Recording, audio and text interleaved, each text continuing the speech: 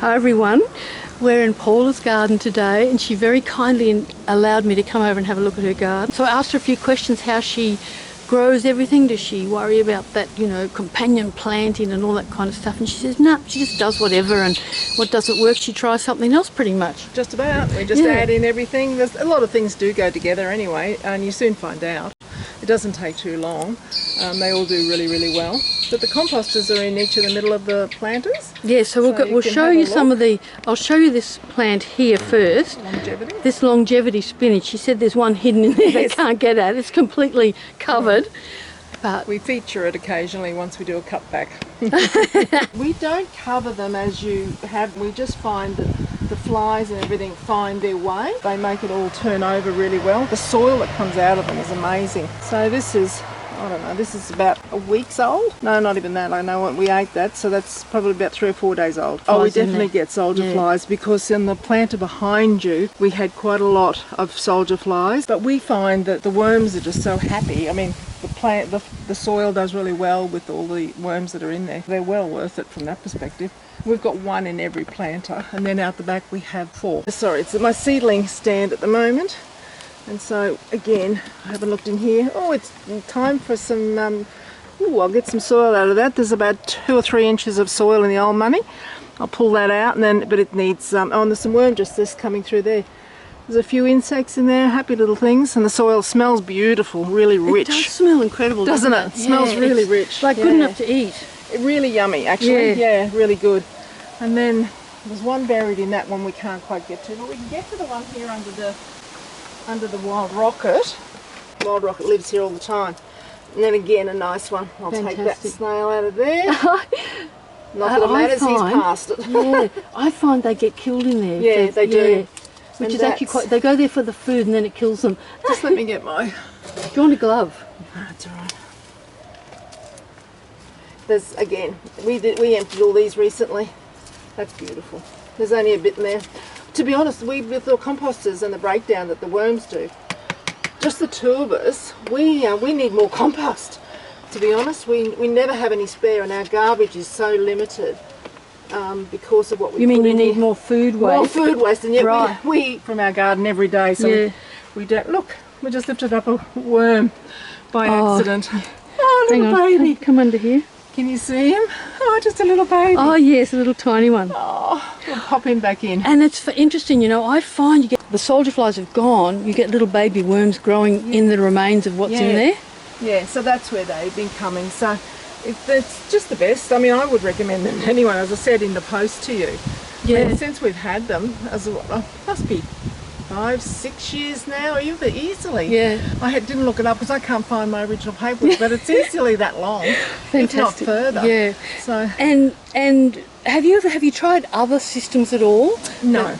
To be honest, I've seen lots of other systems, but because we're a compact site, we don't, and we both work full time. It's about what works in the time frames of things. Yep. And this works really well. It gives us the worms we wanted. It gives us the hoverflies, which will help turn the soil over. Gives us the soldier nutrients. Flies. Soldier flies. Thank you. Sorry about that. That's all right. And so it just worked for us. Easy. To be honest, it worked well. I haven't changed it. I haven't looked anywhere. If it works, why change? Yep, fantastic. And they've lasted really well. Yeah. Oh, that's good. And actually, it's interesting you say that because yours aren't covered.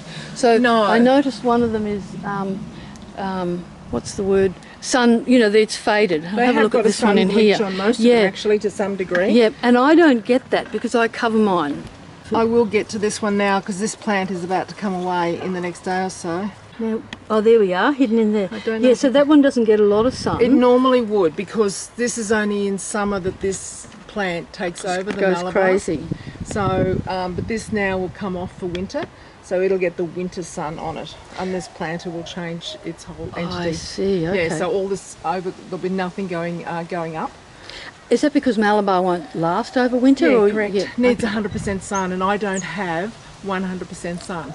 I do a little bit, and I'll keep a few that will want to grow on their own. But in the majority, as soon as it gets cold, Malabar decides that's it, it's enough. it wants constant warmth day and night. Yep. And that's what's happening here. It's This- not getting that. This is certainly bigger than the one I've got in my garden. Yeah, well this feeds a lot of people because there's only 2 of us here, but we're always gifting it away. Yeah, as that's part awesome. of our exchange program with the community. Oh, okay, so that's Yeah, good. yeah. So that's something you run? No, I run. It's part of we have a local hills harvest, and it's part of where we take our produce and we take back what we'd like. Someone's left for us, it costs nothing. Right. You just take your excess, few bits and pieces. For us, it's some limes or lemons that we grow at the back. Yep. Excess rocket, I might do a couple of bags of rocket up, lettuce leaves, and lots of bits and pieces, and take that up. And then I picked up the other day some chocos. Now, Paula, do you take soil out of the pots at all, or you just let it all go into the garden? You don't bother harvesting the soil, or you just let it disappear? No, into we the do harvest it when it fills up to about halfway. Halfway, and then because then it reduces the amount of our scraps that it can take. Right. So about halfway. That farm plant is at halfway. So at that point I'll empty the soil out of that, and then we'll take it and put it into the gardens itself. Excellent, excellent. Yeah, And have you cut noticed this. it makes a big difference in your gardens when you do that? Yeah, it that's it all adds good soil to it. Yeah. And it's really great soil, and it smells good and it works beautifully. So Yeah. it just adds in, and so it's another freebie we've got. Excellent, Yeah. fantastic.